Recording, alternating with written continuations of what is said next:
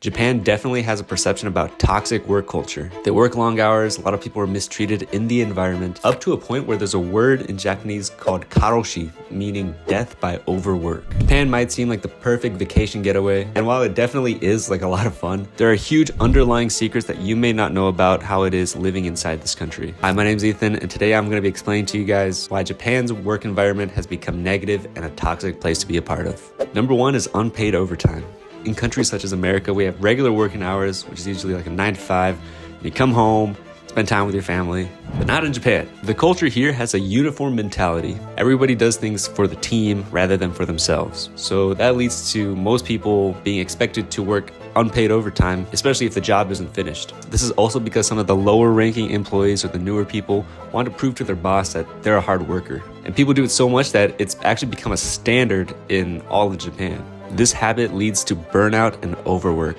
What I think is the most crazy part is that they're not getting paid to do this stuff. They're taking the time out of their own lives and just from the kindness of their own hearts to better the company. And that just backs up the idealism of Japan, that people do things for other people rather than for themselves. And what you should do is take the time out of your day to subscribe to this channel.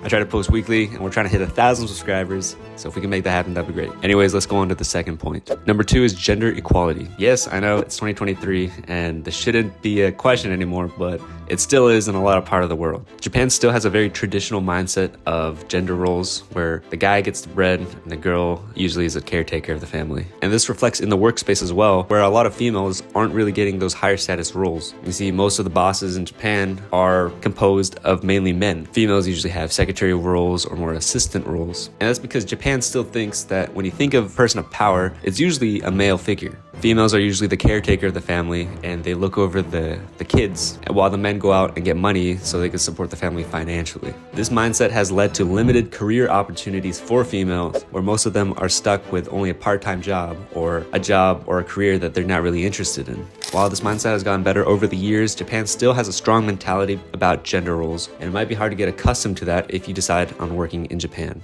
Third point I want to make is Karoshi, which means death by overworking. One of the leading factors for death in Japan is by Karoshi. There are a few reasons why this happens. One is simply people just take their own lives because the stress is too much or they're overworked and they can't uphold the constant expectations they're held to, because their lives will just revolve around work even in the off hours. And that honestly seems pretty miserable to me. I can't imagine living like that. Another reason is just because of health problems.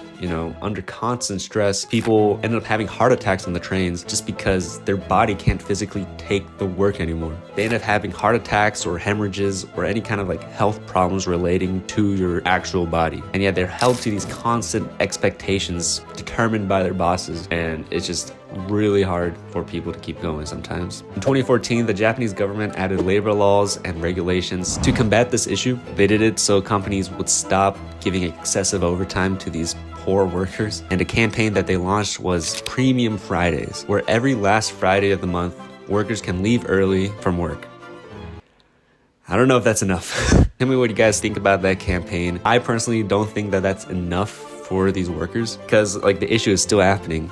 And I feel like just one Friday out of the entire month isn't gonna really change anything. But yeah, let me know if you guys think that that's enough or if it's more of a slap in the face to the working class. So with these examples, you can probably see why it's not that fun to work in Japan. I mean, trust me, there are a lot of really nice things about this country, but work ethic is something that needs to be addressed, I feel. The tough hours of work could break even the strongest workers. So if you're deciding to work for a Japanese company, just keep these little facts in mind before you make your decision. Thanks so much for watching, guys. If you like this video, please subscribe down below. My previous videos are about self-help and life advice, so if you guys are needing that, make sure to check them out right now. Anyways, again, my name's Ethan, and I hope you guys enjoyed the video. Take care. I'll see you in the next one.